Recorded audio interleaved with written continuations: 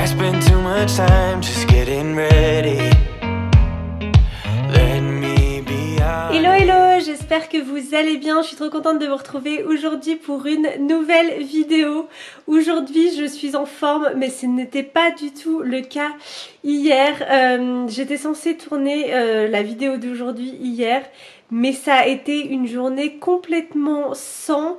Je sais pas, j'avais l'impression de plus avoir d'énergie du tout.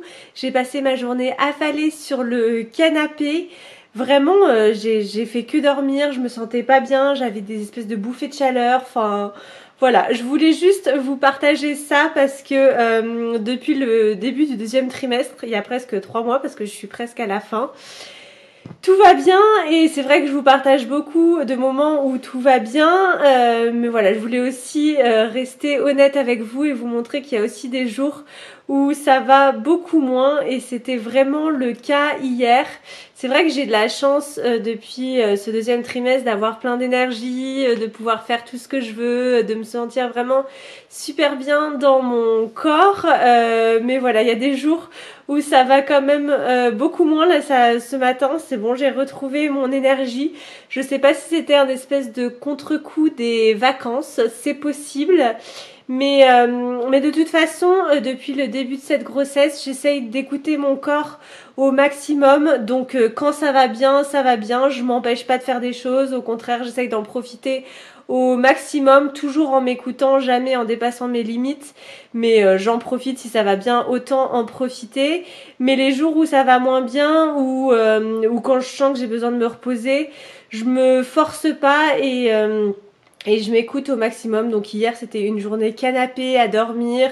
À un moment j'avais presque l'impression d'avoir de la fièvre. Enfin voilà, vraiment la journée à rayer du calendrier. Mais bon, c'est comme ça. Je voulais quand même vous le partager pour vous dire aussi que c'est pas tous les jours tout rose la grossesse, même si je pense que j'ai quand même beaucoup de chance. Mais voilà, du coup aujourd'hui je voulais vous parler de 2-3 petites choses. Je voulais d'abord vous partager les livres sur la parentalité que j'ai reçus. Je vous disais dans une précédente vidéo qu'on avait acheté 4 livres différents à lire avec Julien avant l'arrivée de bébé. Vous avez été plusieurs à me dire qu'il fallait quand même qu'on se prépare sur quelques thèmes, notamment l'allaitement et le sommeil. Donc voilà, je vais vous montrer les petits livres qu'on a choisis. J'ai reçu aussi 2 petits colis hier, c'était ma petite lumière de la journée. Donc je vais vous faire un petit unboxing de ces 2 colis. Et puis je voulais faire aussi un peu de cuisine cet après-midi. Je vous ai partagé dans une précédente vidéo que j'avais fait du meal prep, enfin que j'avais un petit peu prédécoupé mes légumes pour m'aider à mon organisation. D'ailleurs, vous avez été plusieurs à me poser des questions sur la conservation. Donc je n'en sais rien parce que c'est la première fois que je fais ça en aussi grande quantité entre guillemets. Mais concrètement, vu que mes légumes, c'est les légumes qu'on va consommer sur une semaine et qui sont dans un tupperware fermé au frigo, je pense que ça devrait aller. Mais bon, je vous ferai un retour dans tous les cas dans quelques jours pour vous dire ce que j'en pense. Mais cet après-midi, je voulais préparer un chili végétarien un peu en grande quantité pour les prochains repas. J'adore le chili, je trouve ça trop bon. Mais là, je vais faire ça avec des haricots rouges, des carottes, du poivron vert, du maïs. Enfin voilà, comme ça, je vais utiliser quand même une partie des légumes que j'ai prédécoupés. Ça me permettra de les cuire et comme ça, on aura nos prochains repas de midi qui seront déjà prêts. Donc, ce sera bien pratique. Mais c'est parti, je vais d'abord vous montrer les livres sur la parentalité. Donc, le premier, c'est Dormir sans larmes de Dr Rosa Jové. Ça a été traduit de l'espagnol comme le nom de l'auteur peut l'indiquer. La découverte de la science du sommeil de 0 à 6 ans. Vous avez été plusieurs à me dire que c'était intéressant de se documenter sur le sommeil avant l'arrivée de bébé. Donc voilà, ce livre a l'air super complet. On a juste commencé hier soir, donc voilà, on en est au tout début. Mais de toute façon, je vous ferai un retour sur tous ces livres une fois que je les aurai lus, mais voilà, il m'a l'air très intéressant. Aussi, petite astuce, je sais pas si vous faites la même chose que moi, mais quand je lis des livres un petit peu développement personnel, enfin voilà, des choses où j'ai besoin de retenir des informations, je prends un surligneur et à l'intérieur, je surligne les passages qui me semblent intéressant, comme ça si j'ai besoin d'y retourner par la suite, j'ai accès rapidement aux informations les plus importantes, donc voilà. Ensuite, sur le sujet de l'allaitement, j'ai pris celui-ci, manuel très illustré d'allaitement de Caroline Guyot. Caroline Guyot, vous avez été plusieurs à me la recommander pour l'allaitement. Donc voilà, un joli livre, il y a plein de belles illustrations à l'intérieur en plus. Donc franchement, hyper agréable à lire, il a l'air très complet. Donc voilà, je pense que ça sera très intéressant et sûrement très pratique aussi pour s'y référer au début de l'allaitement pour voir comment ça se passe. Ah oui, les prix, enfin je vous mettrai tout ça dans la barre d'infos avec les liens si jamais ça vous intéresse. Ensuite, celui-ci un petit peu plus général, j'accueille mon bébé, se faire confiance, se rencontrer, créer du lien par Sonia Krief. Sonia Krief, c'est celle qui a créé les bains de Sonia, je sais pas si vous connaissez. Voilà, on l'a commencé aussi. Et pour l'instant, j'aime bien sa façon de voir les choses parce que comme elle dit, un enfant, quand il naît, il a besoin de pouvoir être dans les bras, de l'amour de ses parents et d'avoir chaud. Et que voilà, il faut pas forcément succomber à toutes les tendances marketing, qu'il n'y a pas besoin d'acheter 1 milliard de trucs pour l'arrivée de bébé et que c'est bien de se concentrer sur l'essentiel. Enfin, on est vraiment juste au début du livre, mais voilà, cette philosophie pour accueillir bébé nous parlait particulièrement. Et puis elle parle aussi de choses enfin d'objets qui sont souvent mis en avant mais qui peuvent être aussi dangereux pour bébé. Donc je trouvais ça aussi intéressant parce que parfois on peut se laisser un petit peu attraper par tous ces jolis objets qui donnent envie mais qui sont pas forcément le plus pratique voire le plus sécurisé. Je pense par exemple au tour de lit dont elle parle dans le livre et dont ma copine Émilie m'avait parlé aussi également, mais voilà, donc j'ai hâte de me plonger aussi dans ce livre. Et celui-ci, devenir un super papa en 365 trucs et astuces, je le trouvais trop rigolo pour Julien. Voilà, c'est sous forme d'astuces. Il y en a 365 à lire de de la naissance aux 3 ans de votre enfant. Voilà, en plus c'est sous format un petit peu humoristique, toutes les astuces sont assez rigolotes. Bon, il n'y a pas beaucoup d'images, mais voilà. Mais du coup, voilà pour les 4 livres qu'on a achetés et qu'on va lire. Pour l'instant, si jamais on en a oublié et que pour vous, il y en a un qui est un petit peu indispensable, qui vous a beaucoup aidé dans votre vie de jeune parent, n'hésitez pas à me le dire en commentaire.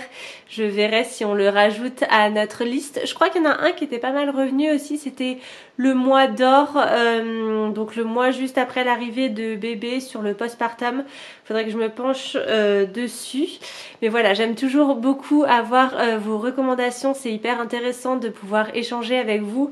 Même quand j'ai parlé de l'aménagement de la chambre de bébé, vous avez été plusieurs à me donner vos ressentis et comment est-ce que ça se passait réellement avec bébé, les choses les plus pratiques. Donc c'est toujours hyper intéressant. Merci beaucoup de prendre le temps à chaque fois de m'écrire et d'échanger avec moi. Mais voilà, maintenant je vais vous montrer les 2 petits colis que j'ai reçus hier. Alors premièrement, j'ai reçu un petit colis de la part des laboratoires Vendôme. Donc chère Sophie, les laboratoires Vendôme sont ravis de te faire parvenir leur nouvelle douche crème sur gras au miel bio et destinée aux peaux sèches.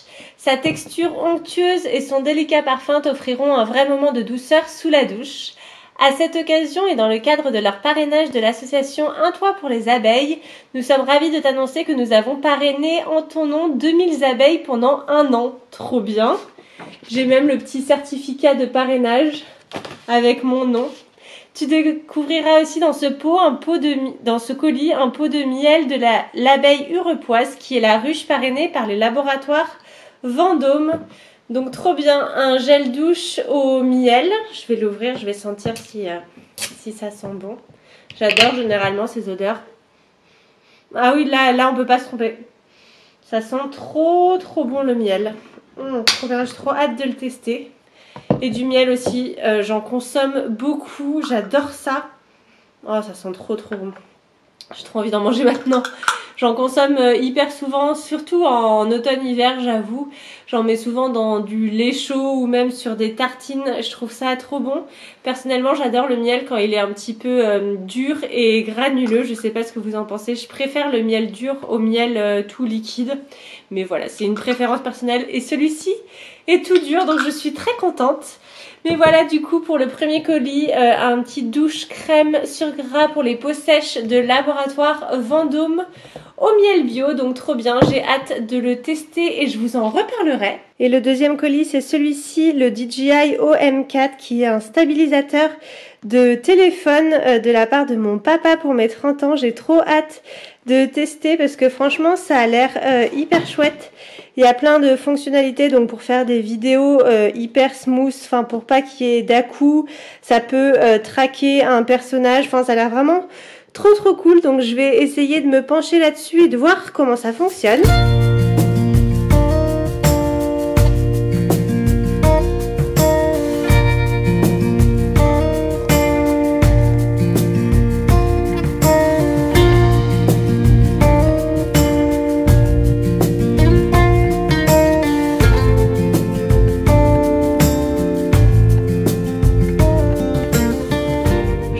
Maintenant en cuisine pour la préparation de mon chili végétarien et franchement pour le coup cette recette, il y a vraiment rien de plus simple et encore plus maintenant que les légumes sont déjà prédécoupés, je vous montre. Donc on part d'une base haricots rouges, tomates et maïs et ensuite on rajoute ce qu'on a dans notre frigo. Donc moi je vais rajouter des carottes et des poivrons verts. Je vais mettre tout ça dans ma casserole Le Creuset qui est bien pratique parce qu'elle est super grande.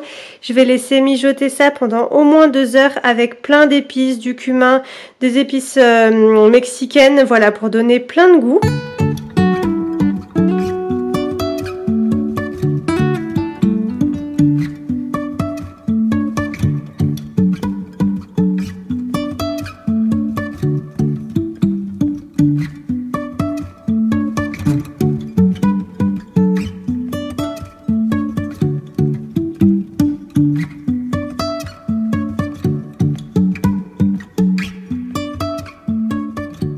Je vous ai pas beaucoup montré aujourd'hui, mais j'ai passé une grande partie de ma journée soit devant l'ordi, soit devant les JO.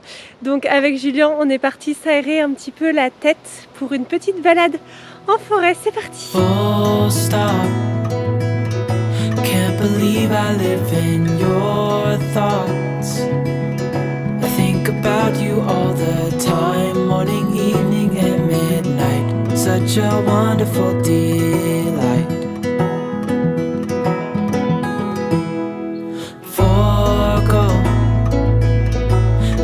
Everything that I own, yeah, I'd give it all up now just to be with you somehow. Unexpected love was found.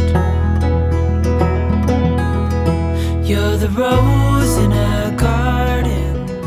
Et voilà pour cette petite vidéo. La balade dans la forêt a fait tellement du bien et après on n'a pas pu s'empêcher de goûter le chili qui était ma foi très bon. Ça sera idéal pour les prochains repas du midi et nous on se retrouve dimanche matin à 8 h sur YouTube pour une vidéo, une journée dans mon assiette. Je sais que vous êtes friands de ce genre de vidéo, donc je vous donnerai 3 idées recettes, un petit déjeuner, un déjeuner et un dîner. Et en attendant, moi je vous fais plein de gros bisous et je vous dis à dimanche. Bye bye.